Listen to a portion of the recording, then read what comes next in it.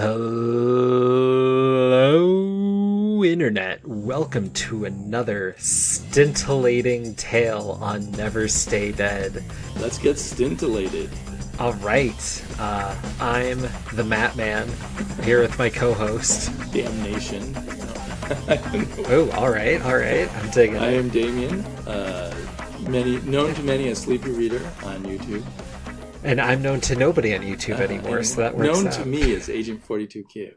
I can't I actually love that name, Agent 42Q, which is Matt's first name on YouTube till he changed it to Weds Serial, which probably makes more sense as a channel talking about comics. I guess so. And now he's retired from that and is a master of the podcast world. I made a video not too long ago. You did, and I watched it. Yeah, how was that? It was good. Let's dig it. I'll edit this out afterwards, but... Oh, all right. That's fair. We're here today to talk about a comic I really enjoyed called Tokyo Ghost. This one is a Rick Remender joint with Sean Gordon Murphy on pencils and I believe inks, and then Hollingsworth on colors. Matt Hollingsworth. Right. And Matt Hollingsworth is important to mention. And Sean Gordon Murphy. I was thinking, did he at one point go by just Sean Murphy and then he added the Gordon? I can't remember a time. On my version, it just says Sean Murphy. It could be. He's embedded in my mind as Sean Gordon Murphy. Anyway, that's not important. Sean Murphy's an incredible artist. Rick Remender is a good writer. Hey, he has his hits. He has his misses.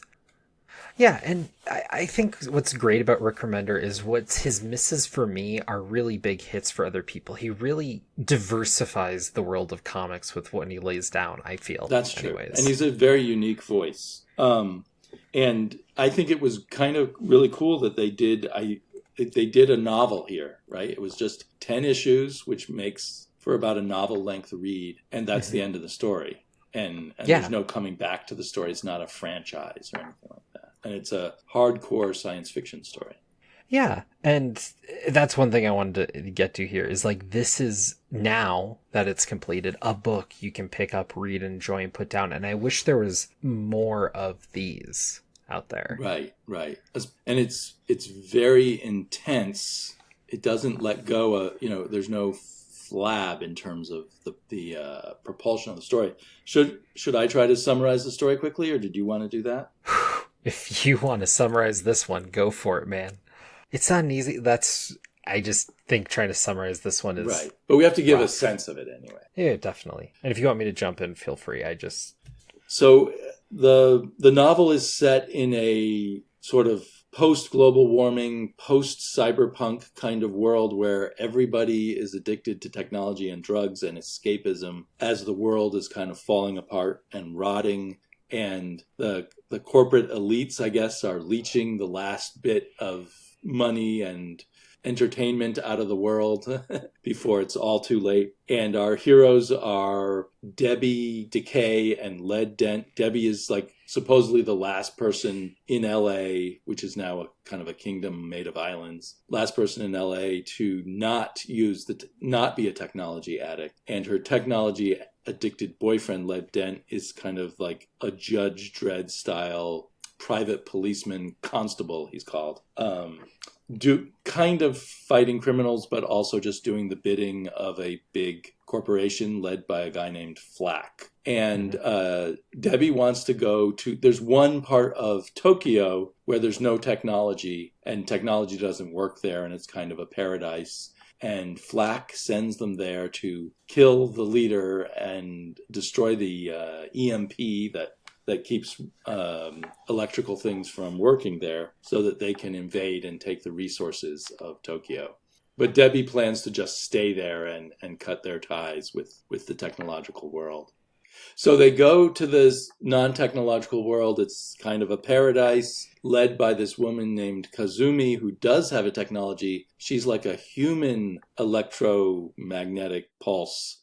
because electromagnetic pulses, I don't know. In stories, they always have these easy-to-use generators of electromagnetic pulses. To my knowledge, it's something generated by an atom bomb that knocks out all the electricity and electrical devices. Batteries die. Everything dies within the range of it. So anyway, she can keep technology from existing in this world, and she's kind of the Buddha savior of this world.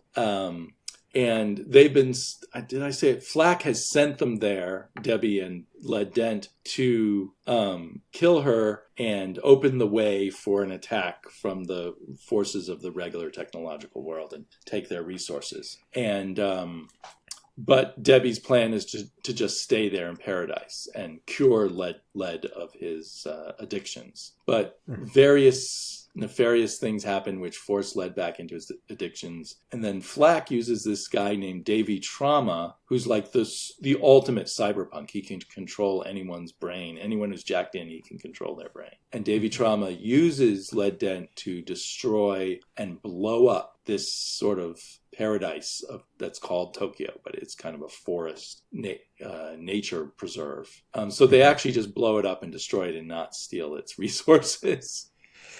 And apparently Debbie dies there, and Led goes back to work for Flack, and they eventually build a city on what was the blown up Tokyo that's going to be a paradise for the rich people, where they will desert the rest of Earth. That's everyone's just about to be so sunk in their addictions they can't even make money off them anymore, I suppose. So eventually it turns out Debbie's not dead, and she's kind of like this avenging ghost. Tokyo ghost. The Tokyo ghost, there you go. Out to destroy Flack's empire and get revenge, and ultimately to save the world and remove people from their addictions to technology. And a whole bunch of different things happen and turnabouts, but eventually she succeeds, and paradise on Earth is created, possibly. Right.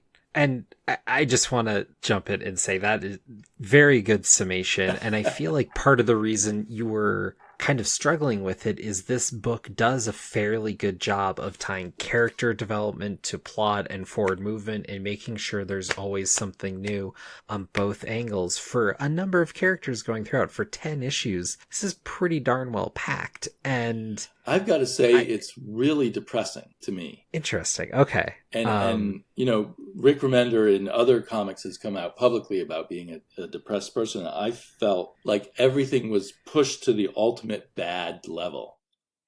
And all of humanity, except for Debbie and I guess Kazumi, gives into their most dire weaknesses and selfishness and greed. I mean, the entire world, except for one or two people, which I guess is kind of, to me, like an adolescent kind of depression where you really believe everyone else in the world sucks but you. Yeah, so there's a lot of themes in this book. It definitely hinges darker. I didn't think of it, I guess, the way you did, because in my mind, like, when you get to a certain level of sci-fi and futurism, it's usually pretty dystopian, usually pretty negative. But ultimately, there is kind of a seed of hope and a seed of progress within this book. But on its face, you can't even ignore this theme at all. There's very much the nature versus technology deal going on, which leads to some amazing art. Yes. And that's, I mean, for the art alone, this is an incredible comic book. Or incredible graphic novel, really, with just mind-blowingly good art. It almost blows my mind that he could produce so many good panels after so many good panels. They're not, I don't know, they're on a level far beyond most other comic books, at least in their consistency of excellent stuff after excellent stuff after excellent stuff. Right. I know, just due to a small interview I listened to and whatnot before, that they were working on this book, years before they released it initially, because Remender has been pretty upfront about wanting to make sure books are always released on time, because otherwise he loses a lot in the numbers, which is Makes fair. Sense. Yeah, he's a businessman along with the creator. Well, but also, like, as a fan, like, he's taking the time to do it ahead of time, which means they're ultimately going to be producing a better book because they're not rushing to get out an issue. So I try to take it in the most positive light. So no, it's actually a good way to do it. Not just as a businessman. I take that back. But Oh, Well, so you're right maybe too. that explains the. I mean, Murphy is always a really good artist, but this is really primo Murphy artwork. This book I think is special to his artwork, and I love it. The only part that gets me sometimes is there's kind of these lines around the eyes that he does on a lot of the males that I don't know quite what they're going for there, but it was somewhat distracting at times. Yeah, he likes to draw a lot of lines around their eyes as if they're kind of all clenched up or something. Yeah, it distracted me at times, but overall, it's a pretty amazing powerhouse book, Yeah. and I think And Matt Hollingsworth is really one of the best colorists out there, I think, at least for kind of fantasy and science fiction books. Because he's done amazing work most recently on Little Bird, which was also a post-apocalyptic kind of book of a different sort than this, and he made that look amazing. Yeah. So you picked this book out, and you stated earlier it was kind of a favorite of yours.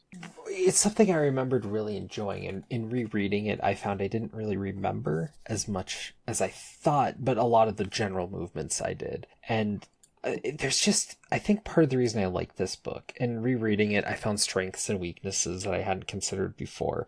This is far from like a perfect book or one of the best books or anything like that. There's definitely some weaker points, especially in the writing, and especially initially in the first two issues in the dialogue, which when we were kind of conferring back and forth, you read a little bit and you said, I don't know about this. And I was like, I think it will grow on you. I don't think you'll love it, but... Right.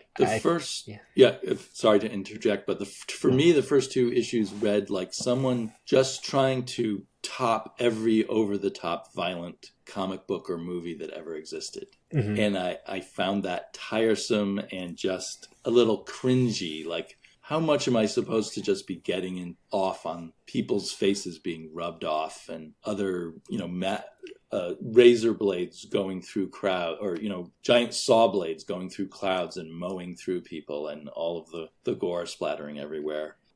I guess in a way you can kind of admire it for going so far over the top. It's kind of like the most extremes of A Clockwork Orange combined with Judge Dredd of the... I haven't read that many Judge Dredd stories, but there's a certain grim violence to those, and just pushing it up to 11, I guess, in a sense. Well, and that's to really build this villain that we have in Davy Trauma, because this whole book, so the hinge of it is that society is in this VR-laden, hellscape where things are so bad generally across the world that most people are escaping into their own headsets with programs and just like the most lowest common denominator kind of entertainment. Obviously a metaphor for people on their cell phones and computers now, but to a point where it is like heroin addiction, and you're feeding your brain a constant trickle of virtual reality and social media and everything else. And you can see in kids, when you give them an iPad or something, that they get very upset, or a lot of kids get very upset when you say, okay, now it's time to stop. It's very hard for the brains of younger children to, and maybe for some adults too, but it's very noticeable in children, to switch gears back to reality in a sense. So you can imagine a society where everyone has been sort of, their mother's milk is this sort of ultra intense cyberpunk virtual reality lifestyle. Well, and the headsets that they use are very akin to what's coming out now. And it sparked something because I was listening to an interview with John Carmack, who's the guy who's really pushing forward headsets right now. And the way they're designed in here and the way he's talking about it, he's like, well, it's escape and very useful for some people who are a lot of it lined up with kind of the themes of this book. Right. And the people pushing forward those headsets don't have those considerations. And a lot of what's going on in this book, as far as how general society goes, is really not that far off in a way that most dystopian future novels, compared to where they were written, it's not normally that close. It's kind of fascinating knowing that this book's only a few years old at this point. Another thing that struck me while reading it, and sorry for getting, quote, political, is that in a lot of ways the bad guy, Flack, reminded me of a liberal nightmare version of Donald Trump. which Donald Trump was not president, and I don't know if he was even running for president yet when this comic was originally written and drawn. Was it 2015 or so? Yeah, there was some echoes of it, but it did hit on some of those ideas that if you're going to do political satire of the Trump age, it's definitely held within this book, Right. especially in the first half. Right, but it may not have been intentional. It may have just been a nightmare vision of the ultimate rich egoist who just takes total advantage of the world, which is what at least us liberals think Donald Trump is. Well, and maybe it goes beyond Trump, but Right. I mean, this is not exactly a new idea either. And so carrying that forward, I mean, there's some echoes of this in like The Dark Knight Returns or whatever, right? Like this sort of politician that's ultimately kind of a hedonist, but with a sense of grandeur. Mm-hmm. And the metaphor, and again, this is a moment the I'm sure grandeur you balked is at. kind of weird because he's almost always naked and people are giving him blowjobs, and we're watching that happen. Yeah, that's what I was going to get to. When the reporter literally fillets him, and you sit there and the characters are watching, it's just kind of like, huh? It's yeah, the political satire is a little cartoonish, a little Right. too simplistic to. Well, between the violence and that kind of stuff, it verges. It's like a lot of things that try to satirize things. It verges on being in part what it's criticizing, like getting off on fantasies of violence and sexual power without consequence is kind of at times what you could get sucked into here. That some readers could read this and just be getting off on it. The same way Led Dent may be getting off on his sex things being fed into his brain. Right. So we have our lovers, Debbie Decay, who's the person who's never used technology, really, and Led Dent, who they grew up together and he didn't for the longest time, but to protect her, do something. When he was Teddy, he goes and gets jacked and basically gets booted into the system and becomes Led Dent and becomes kind of this monster that she feels she has to help out because it was them against the world, Right. very literally. And so, yeah, the criticism's there, but this is the world they're in, is just this hedonistic, like base instinct, instant gratification world taken to 11. Right. But it's a world that couldn't really function at the level that we're watching. Well, and it doesn't, right? I guess not. But, That's the whole the point. weird thing is we talk about everyone being jacked in, but then we see lots of people just out and about doing things. People trying to sell you things, sell you virtual reality or whatever. Right. Pimps So, and what else have you? Let's see. Here's someone's from zero to hero. Like, who are the people who are out there selling you getting your new body? well, those are the people doing their jobs. When they go home, presumably they kind of jack in, kind of like, Right. a So they're couch still potato doing. thing. I mean, the implication there's just millions of people out there waiting to be slaughtered by other people who they're actually at some kind of sports event. They're not jacked in virtually and stuff. So I felt like if you want to take it seriously, there's a lot of stuff that didn't really click with what they said. You had to sort of take this all as a cartoony metaphor in a sense. Right. And again, there is some of that, and that happens a lot throughout this book. And I feel like that's the main stuff that drags it down. It goes a little too over the top at times, that pushes against the message. It is going to clearly push off some readers. And some of this metaphor stuff doesn't come through because the world it claims that they're fighting for isn't really what they present. But at a higher level, the society, like, it's clearly affected. And like you said in your summary, like, they're going for Tokyo to blow it up and make this new,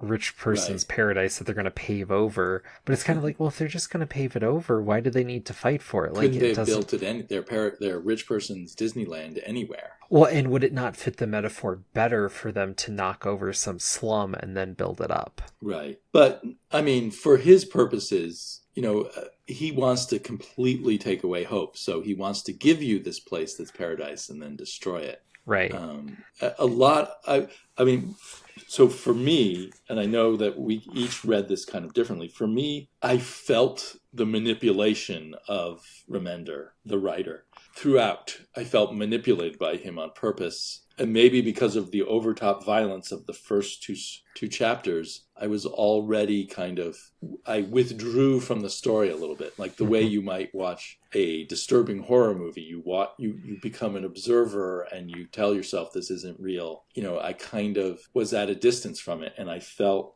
Remender trying to make me upset in a sense, rather than feeling just upset. I felt him making me, so I had that level on things. I was still surprised when he destroyed the Tokyo Paradise so completely. Yeah.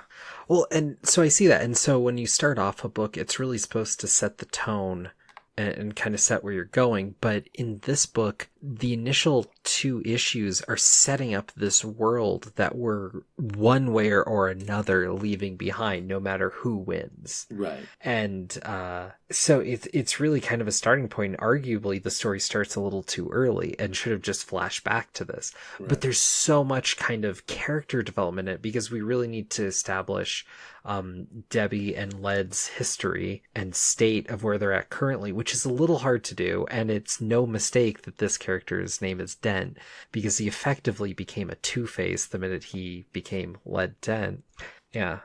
I hadn't thought of that. But it's more like he puts on a mask. It's not like a duality thing like Two-Face, but very clearly, and it's hard to ignore, like the cover I have, he's drawn like Two-Face between Led and Teddy.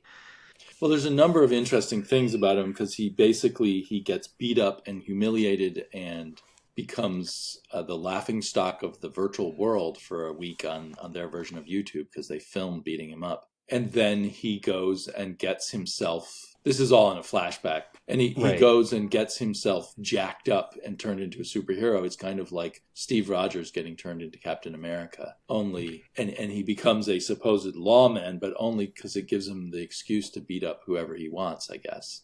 Right, and so these people who beat him up once, he goes and he beats up and kind of kicks out, and they end up, before Debbie and Led, going to Tokyo and becoming... right, which is odd, because it seems like he'd killed them all, but I guess in the end, enough of them survived. Their numbers must have been greater than I thought at first, because he killed a good number of them, but then a good number of them still survived. Right. So his own sins come back to destroy things, I guess. But what I don't, again, because it was the kind of thing where I kept questioning things. So where I shouldn't have, I guess. Like, why is Led Dent better than everyone else? Because he's just another wimpy kid who got himself jacked up, and anyone could have got the same operations. That's a great question. Again, where I think it does fall a little loose, because I was about to say something like that. Because you compared him to Captain America, but I'm like, there's something about Steve Rogers where we feel he's kind of earned it, or there's something that makes sense about him being greater. He just needed the physical boost. Right. Teddy's weak in spirit and kind of going along for it, and then is doing everything for the wrong reasons. So this idea that he's somehow the best, especially when he's barely keeping it together and he gets totally jacked in, completely addicted right away, and then Debbie's just kind of stringing him along. But a big plot point throughout is it's a complete strain on the relationship, because it's against everything that they did initially together, and she keeps thinking, like, is this pain worth it? We should say their relationship was based on the fact that neither of them were jacked in, while their parents and everyone else were. But she kind of unjacked him. So one thing about her is she is always his savior, and he wants to be the one who saves her. And I don't think she ever totally gets that all the way through to the end, even though it's this great love story. He feels unmanned by her, and he gets addicted to technology and everything because of that feeling of being unmanned. Well, I think the very last chapter, at the last moment, she does get that, and that's kind of the emotional clincher of the book, but it is very much in the last chapter at the last minute, in the way that saves the world.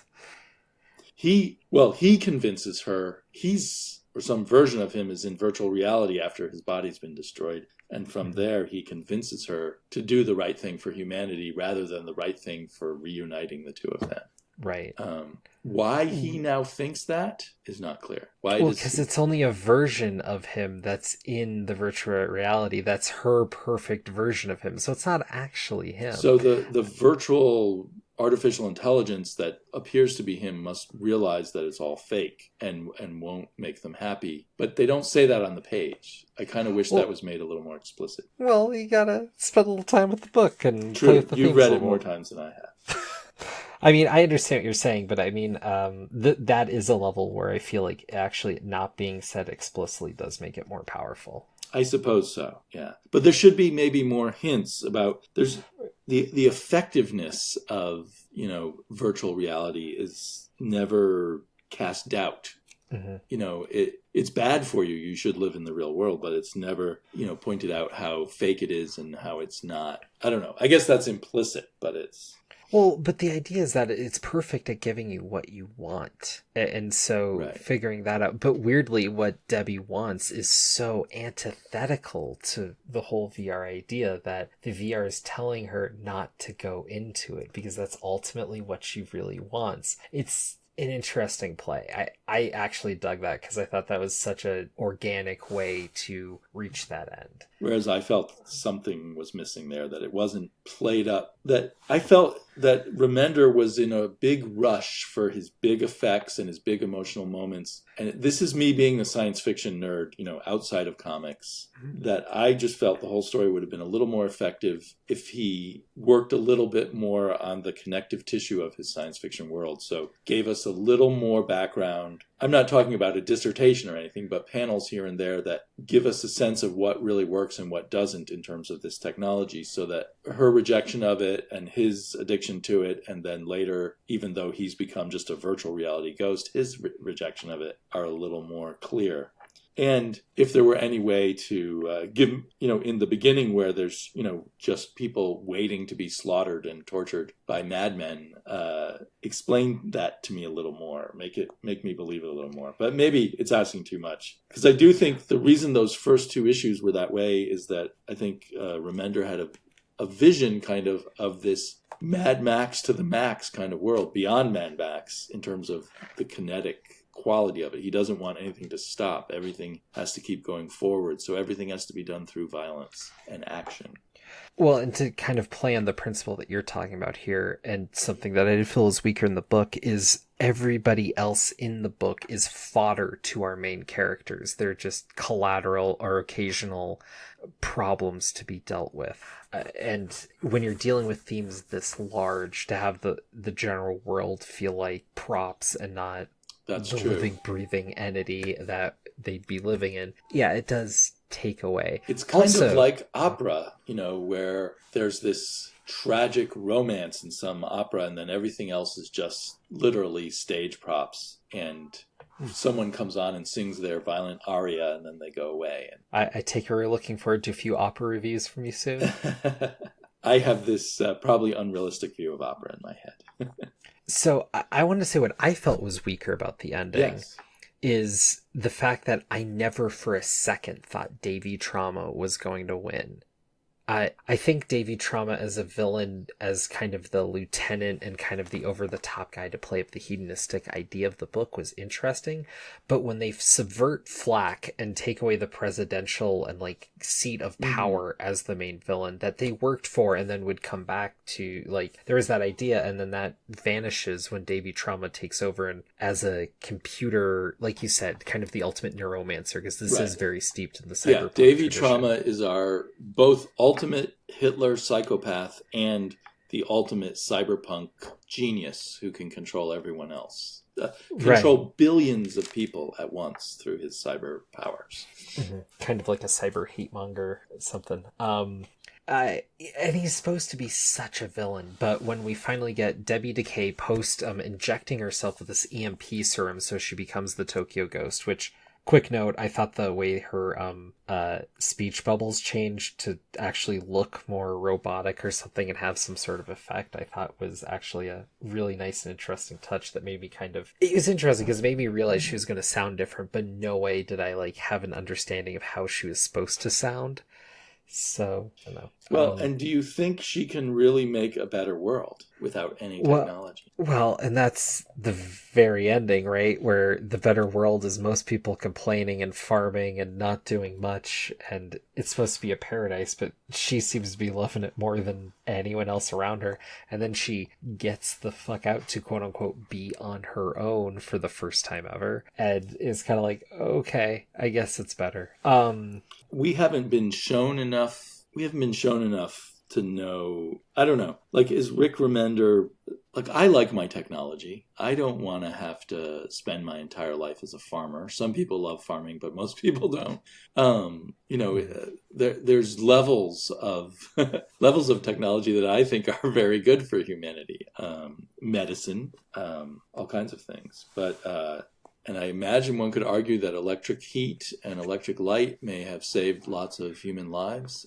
Refrigeration. Well, okay. So I want to talk about that in a bit, but this Davy trauma bit where near the end, he's jacked in. It's all the computer, all this.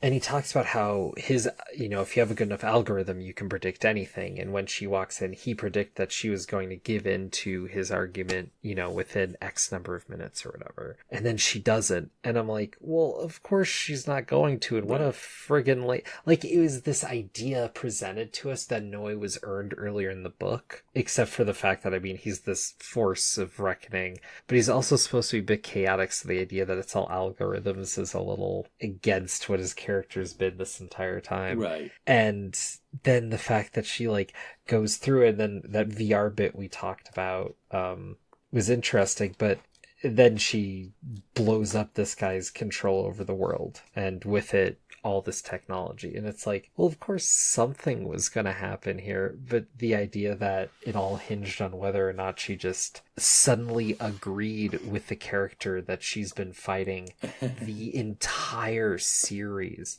for no reason. It's like, of course that's not, it just was like, maybe it's a bit metatextual or whatever, but there's just no way that I felt that could have happened or would have leaned that way at all. Well, I think Remender believes much more in all the negative things that happened than in his happy ending. For whatever reason, he wanted to make it a happy ending of this weird sort after destroying everybody's life everywhere, but particularly our heroes' lives.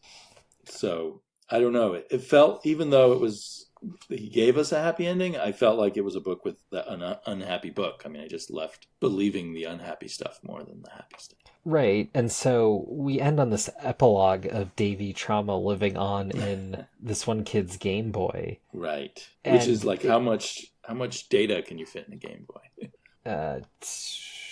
32 kilobytes in a cartridge. Or is it megabytes? It's been a while. That was that's the typical horror movie thing where even though you've killed Freddy Krueger, you just see him in the last scene anyway at the back of the bus or something. Well, and it's this total idea of maybe there will be a sequel to this book, but honestly, I genuinely believe if you ripped those last 2 pages out of your book, it's a better book. I agree. And I don't know. There's so many themes and ideas that we can kind of try to work through here. I really think the play on hedonism and, living for oneself to a self-destructive degree is interesting. And then Debbie Decay's fighting that, but also she sees that through the lens of technology, but she's also self-absorbed in her own ways too, that harms her in certain ways. Right. And I think she harmed Led Dent. I think literally she was always the stronger person, and he always felt that and became what he became to try to be stronger than her or as strong as her. Right. And so she didn't give him his own activation, his own agency. Right. He never had his own agency. But that's what kind of, in my mind, destroyed him. Right. And I also feel like the relationship became toxic for a while, but they pushed through it, which is I actually think that's one of the more interesting aspects of the book, is that they work through it in a way, and then it kind of rebounds regardless when Tokyo's destroyed because of a fight that Teddy had with the people who attacked him originally that ends up crashing the world around them again. Misery just follows this guy. And in that, the death of Kazumi is interesting because she's the other kind of super powerful character in this book. Mm-hmm. And she gets taken down when Tokyo gets taken down, and the betrayal of those people to her when Den attacks. And then she gives kind of her legacy to Debbie, despite the fact that they've only known each other a few days at that point. Right. It's kind of interesting. That was one of those story gimmies, really, that somehow, because the person's the hero, the really good person recognizes the goodness in them right away and gives them, rather than her own child or someone else that she's been, like her husband. Which they actually make a point of in the book, and so they have to fight off those members of Tokyo. Well, Tokyo is burning, basically, and that's part of the reason why Debbie's the sole survivor of that side. Right. If you really look at what we're given, the whole Tokyo paradise would have collapsed somehow. Something would have gone wrong. But anyway, like you say, it's all kind of a backdrop for these two characters to play out their tragedy. So, right. The other part that kills me too is when they initially get to Tokyo. It's like 2 issues, and it's the slowest part of the book, intentionally so. They're in nature. It's not this fast-paced thing. Like, it feels very long compared to the rest of the book. That's clearly by design, but also then it feels like the longest part of the book, but if in reading it, it's actually the shortest duration. Right. It's a lot of pages, but there's less dialogue and less action going on.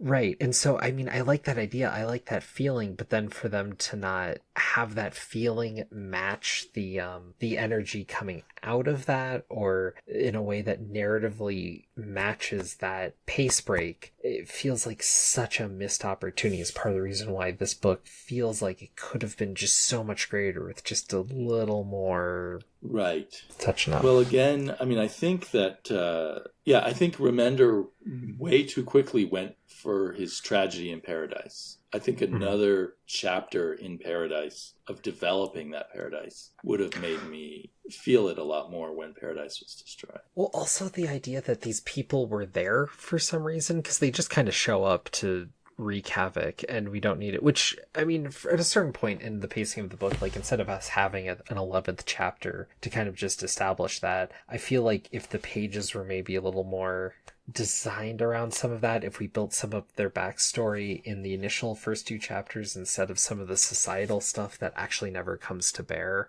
right, it would have, like, if we simultaneously kind of grew the cast but also kind of shrunk the scope of the book a little bit, it would make the whole thing a little tighter in the long run. And I think it's clear that even though they worked on this book ahead of time, they didn't, after kind of completing the initial draft, kind of reach back and you're right, complete it.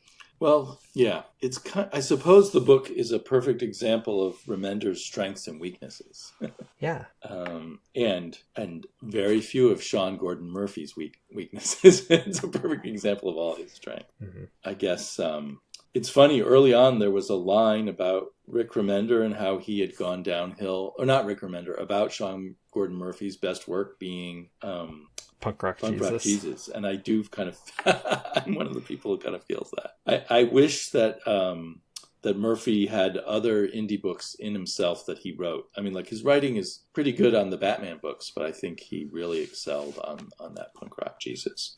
He definitely did, and I almost wonder if he story doctored this a little bit, if it wouldn't help. But on the other hand, I wonder how much of Punk Rock Jesus was this labor of love that was kind of in him for years. Right, a kind of a once in a lifetime thing, yeah. Well, whereas that book is something special. Yeah, whereas someone like Remender, obviously, he has a knack and a formula for pumping out a lot of books. Or at least it seemed that way for a while. I suppose he's slowed down now. Well, what I also found interesting in relation to the themes of this book is Remender's also really known for writing a handful of video games. Oh, I didn't know that. Okay, that's very interesting, because obviously this is an anti-video game comic book, along with lots of other things. Right. And the fact that this book is coming out of a guy that's maybe closer to some of that end of things than others, it just makes the rink a little more interesting to me. And it makes this idea of complete churn away from this hedonism and, video entertainment and whatnot. And I gotta be honest, it's funny that they're against all this entertainment, but they're okay with comics, which feels a little navel-gazy, because usually when you get to that sort of level of thing, like when you see a character reading comic books and other bits of popular culture, it's literally like, well, they're just having fun, but it's not like they're actually reading or anything. Yeah, comics are often lumped in with video games as being, something that rots your mind or is just a lazy escapism. However, here you could say, well, the excuse is what he's attacking is technology and the addictive nature of technology. The way you have to keep checking Twitter, and you have to keep checking Facebook and keep checking YouTube to see if there's a new Agent 42Q video up there and all of that. But that sort of never-ending stream, whereas comic books, you read it. Now, if you have enough money, I guess you could get a never-ending stream of comic books, but it's a little more of a limited thing. But, Right. There was a time when people thought the same thing about novels, back in the 1800s when novels started being pop, that people were getting lost in fantasy and wasting their time, and that novels, were this terrible mind-rotting thing. Now we think of reading novels as kind of a noble intellectual thing, but at one point it worried people. Right. And so there's a long history of that I feel is very present in sci-fi in particular. And we've seen a recent resurgence of it with the whole Black Mirror kind of boom and people knocking off that. I haven't seen Black Mirror. All right. Well, I'll take it as written that it's this kind of anti-technology then. Yeah, every episode is taking some new technological idea and making a horror episode about it, so why it's bad. Oh, okay. And so this fits in with that idea. This obviously predates that. Though if we had a comic written by Charlie Brooker, I'd be checking it out. But is Charlie Brooker the producer of Black Mirror? Yeah, he's also a pretty noted British comedian. Oh, okay. Well, I wondered if you were going to tell me about any anime movies that might be inspirations of this. There's a lot of good cyberpunk in anime, I know. There's definitely the whole Tokyo thing, and when the warriors of the natural are depicted as samurai here. There's definitely some of that. That vibe, but I don't get the anime feel from this. I actually get a much more closer feel to Ronin, the Frank Miller book. Yeah, I can see that. Of course, Ronin's Frank Miller was influenced by whatever Japanese and French comics he was looking at the time. But primarily Lone Wolf and Cub, definitely. Oh, okay. Because it's been so long, since I've seen Ghost in the Shell that I don't really remember it. But I feel. I feel kind of the sense of even though they're trying to make this kind of a gritty, violent comic, the sense of reality kind of stretching a little bit within the sci-fi setting reminds me of the few sci-fi anime movies I've seen, but I've seen them all so long ago that specifics don't stay in my head. But I mean, if you're going to go that route, I think this may pull tighter to, say, Akira. Akira is another one that I have seen a long time ago and have faint memories of. God, Ghost in the Shell is such a weird comparison point, because Ghost in the Shell, I mean, there's different modes of Ghost in the Shell, but the manga in particular has these weird kind of comical breakdowns, but it's also very much it's very pro-technology. It's trans everything. Right. It's, transhumanism to the nth degree. It's right, and also very big into its military fetishism. Right. It's almost an antithesis to this book. Right. Well, it's funny talking about it now. I feel much better about having read it. And I kind of said on Twitter, after reading the first two chapters, I was like, okay, this is kind of making me cringe a bit I guess I was referring to kind of the over the topness and kind of the, let's criticize and get off on violence at the same time kind of feel. But by the end of the comic, I think, well, one, the art really got to me, and two, I think I was kind of caught up in the emotional flow of it, and I wasn't questioning it as much on a sci-fi level and going with it on a more emotional level. But I also wondered if I joked that if I was like a kidnap victim who eventually sees the point of view of their captor. What's that called? The Stockholm Syndrome. Stockholm Syndrome. I kept wanting to say the Amsterdam Syndrome. Stockholm Syndrome. if you spend enough time with this, you start thinking more like Rick Remender. So by the end of the comic, I was thinking more like Rick Remender than at the beginning. Well, and that's something too, is I feel like, because I've read a number of Rick Remender comics, but they're mostly, Marvel superhero fare. Uh-huh. This felt more personal, and this actually feels more personal than a lot of his other books that he's done at Image and whatnot. I feel like there's more of him put into this book, because this plays on, like we've touched on, this book plays on hedonism, kind of what he thinks is interesting, what he thinks is funny, his politics, his view of technology, his view of kind of this what's good and what's bad, whether or not we actually live up to it or do it. Like, there's a lot of judgments and personal calls put into this book in a way that is not put into any of the rest of his work that I've seen. Right. And a lot more penises put into it. A lot. So, yeah, this is that's how you know it's personal. They're very personal penises. And some of the penises shrink a lot, and others... Anyway, there was a weird thing where she was making fun of Led's penis. That sort of goes to my... But then she told him it was fine. But at first she was making fun of it. It goes to my feeling that she's really a mistreater of Led, despite thinking that he's her great love. They're just goofing around, having a deep talk after it, and she was making fun of him for waxing philosophical while his wanger's out. It was a sweet, tender moment in my mind. But okay, well, I don't like it when women insult my penis, but if it's for you, that's sweet and tender. Wow. I'm just joking. All right. I wish I could find that scene, but it's too hard to find on my digital copy here. Too flaccid to find. I'm too flaccid right now. So I think I just distracted us from a larger point we were making. But the reason I joked about the penis is yes, he couldn't do that. I mean, here he can do hey, I can do anything, and I'm going to prove it to you by all these outrageous things that you've never seen in a Marvel comic or a DC comic or even most Image comics, and I'm just gonna do it all.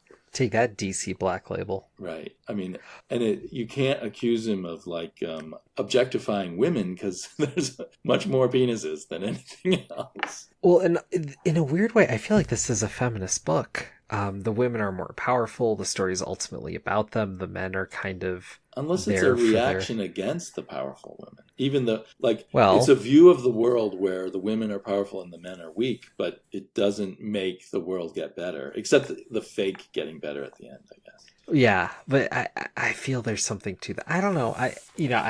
I may not be the best to give you the deepest feminist reading on anything, but there's more bearing for it there than it feels like it should. Maybe I don't like the men are weak, women are strong paradigm. I like the we're strong together paradigm. So I almost think it's false feminism, especially when men lean into this, oh, I'm so weak and women forgive me for my sins kind of thing. I don't know. Okay, #Comicsgate. I'm pretty sure I heard Malin say that. Well, within every lie is some truth in my... Yeah, I mean, there's an aspect of that played on here too. This book could very easily push a lot of buttons, which is interesting. But it was funny too, because when you were talking about kind of the maturity and going through all of that and how the book kind of gets there, it made me think this is almost a faster turnaround than what I've seen of Chip Zdarsky. Like, Rick Remender pulls it off in one book. It felt like it took Zdarsky about a decade to go from being the goofy guy to turning out some serious books with some, a little deeper thought to it. Well, and Remender's done other books that look serious. I read the first volume of Low, and I collected more volumes, but I haven't read them yet. Mostly because it was so depressing that I was kind of, even though he said this was his book written over the recovery from depression. But well, and I feel like Low was a different... To me, Low's much more plot heavy, and so it's so kind of caught up in its ideas and movements and whatnot that it never has a chance to kind of really get personal. But maybe I haven't read it in a while, so I wondered if Low would have been better if it was only like 2 volumes like this. The thought of reading so many volumes of Lowe is kind of what has, not that I do want to go back and read it. It also has great art. But I'm not a huge fan of Ticini for comics. Like, it's pretty to look at, but it's hard to decipher. Yeah, you have a point there, yeah. It's been a long time since I've read it, but I think I remember what you're talking about. Yeah, but Ticini did The Last Days of American Crime, right? Because I remember that being pretty strong. I never read that, so I don't know. Okay. I don't know whether he did. I actually only know him from Lowe. Okay. To my knowledge. So, I don't know. I think I've said all my complaints and pleasures from this book. I think I'm glad in the end I read it. And because we were doing it together, I had to read through it. And it took me a while to get into it. Those first 2 issues, even though there's a part of me that enjoys the sort of nonstop violent action, they threw me off. And it took a number of issues to get back into the book. Yeah. I guess the last bit I'd say is I'd really push you, if you're listening, to read this. I mean, there's so much in here. There's, like we've been talking about, all this character stuff. There's also, you have that masculine, feminine thing. There's an East versus West thing. There's a, nature versus technology thing. There's a kind of a few, I'd say 4 kind of philosophies presented in this book loosely. There's a lot to grab onto, and if there's kind of some different thoughts in your head at the time, I think you could read this book and get a very different take from it. Like, I bet if you and I read this again in, I don't know, a couple of years or something, you could have a completely different conversation around it. There's a lot of cool stuff in here that it touches on, which makes the book feel stronger than it actually is, which is somewhat frustrating. But it's a good book, but it feels like it should be a great book, but it just can't be bothered to bring itself there. Well, yeah, I think I agree with everything you've said. Anyway, so I'm really glad I read it. And you're right, it would be interesting to reread it again someday. So maybe we'll just eventually do podcasts about books we've already done podcasts on and redo them and see what happens. Yeah, when our fan base is a little bigger. Yeah, by the way, well, probably... if anyone's still listening, I get most of the listens we get on this podcast are when it's republished to my channel. If people could leave reviews on iTunes, that might help us get a few more subscribers and keep us going. Not because we're trying to do a Patreon and make money, but just so that it feels worth doing this as opposed to just doing it on YouTube entirely. So if you like this as a podcast, other podcasts are always reminding people to leave reviews on iTunes, and we should probably do that more in hopes of helping us keep going. Yeah. Well, in this case, it's an honest, I think we do this anyways, but if right. We might just do it on YouTube, though, someday, if the podcast never kind of picks up. Right, because if no one's really listening on a podcast, why bother? Right. We'll always do some form of, because we've had a great time for years, first on YouTube and now here, chatting about specific books, so we're not going to get now we just kind of have a name for it, a little bit of format around it, I guess. Gives us a little more focus, and if potentially we would do it more often as a podcast than on YouTube, probably. We've had our ups and downs, but I think this is like our 19th episode or somewhere around there. Yeah, and we've kind of committed to try to do this a bit more frequently and kind of have some books ideas. What held us up for the longest time is we were supposed to read some Spirit, and just couldn't pull the trigger on which a lot ones. Of the fault lies on me. I would like to blame it on Matt having a baby, but it was actually my indecisiveness about something. Well, I was stuck in a hotel for a while, and I couldn't record for 2 months. That's definitely on me. But Well, it's on Mother Nature and the refrigerator makers. Well, no, it was on technology, not on Mother Nature, much to the theme of this book. Don't get refrigerators, people.